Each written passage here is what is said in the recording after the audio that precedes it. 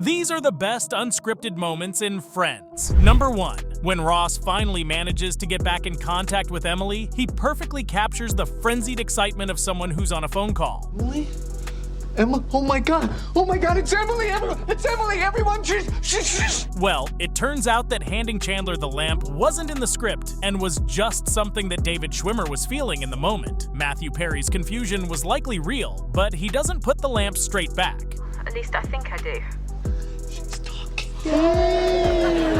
Number 2. In the one with the jam, Joey enjoys jumping on the bed but goes a bit too far and ends up hurting himself, leading to a slightly different appearance for the episode. Oh, is it broken?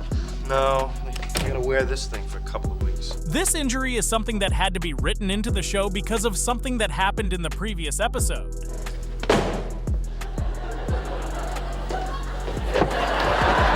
In the outtake of this scene, Matt LeBlanc falls and injures his arm for real. Number 3. Paolo's character can't speak much English, and it turns out that the writers of Friends didn't speak much Italian. Ragazzi, sono appena arrivato, vivo al piano di sotto, quindi ci vedremo molto spesso, He doesn't speak much English. This means that rather than writing any lines for Cosimo Fusco, they just told him to improvise his Italian lines. So everything Paolo says is made up by the actor. Hi. Phoebe, anche tu bellissima. Se siete tutte così belle, mi trasferisco proprio qui. You betcha.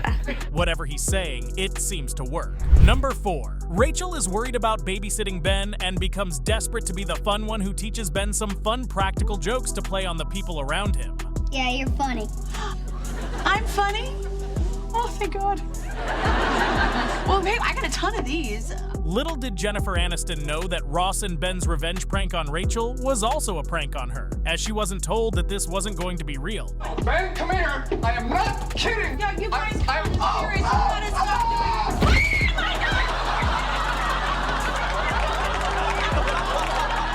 She reportedly called David's name instead of Ross's, but this was later edited out. Number 5. Chandler has a lot of great one-liners scattered throughout the show. Many of these were scripted, but not all of them. We did my first suit when I was 15.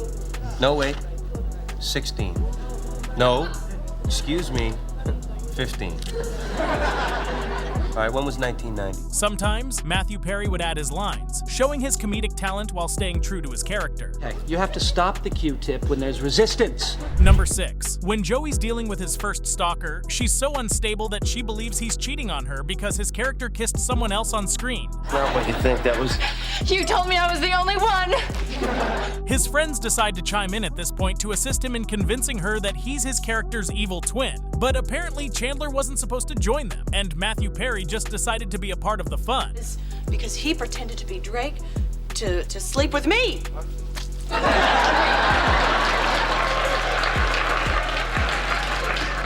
And then he told me he would run away with me. And he didn't! And you left the toilet seat up, you bastard!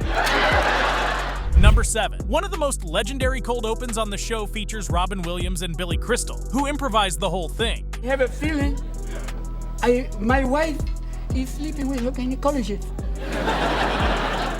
How do you know? They were nearby when they were invited to appear on the show, and everything, including Joey's interruption, was just in the moment. Wanted it to come from me and nobody else. What is it, eh? It's me. I've been sleeping with your wife. So you're the gynecologist? Number 8. One of the best outtakes of the show is everyone trying to keep a straight face while Ross demonstrates his bagpipe playing abilities. It must have been a particularly difficult scene to film. I'm still learning.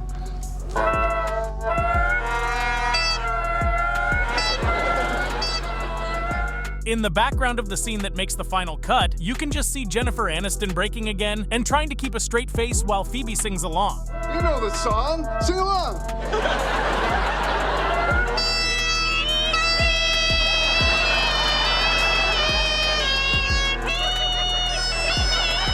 We're surprised anyone managed to keep a straight face. Number 9. At the end of the show, the gang gathers together and leaves Monica and Chandler's apartment for the last time in a wonderfully poignant moment. You guys have to go to the new house right away, or do you have some time? We got some time. Okay, should we get some coffee? But the very last line of dialogue in the show isn't part of the script. Instead, Matthew Perry delivered one of his additions. Sure. Where? Number 10. What's the opposite of delivering a perfectly timed line that completes the joke? Messing up a line, and that line is the punchline of one of Chandler's jokes, no less. Guess what job I just got?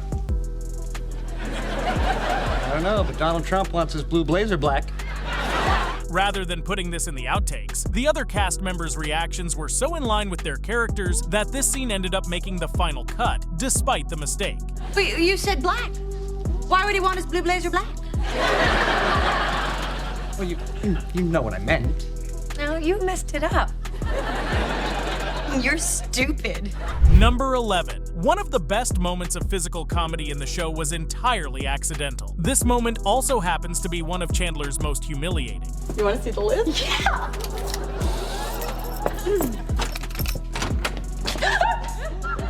While pleading with Rachel to set him free, he ends up moving from the chair to the filing cabinet, where this happens. I'm gonna say this for the last time. Would you please just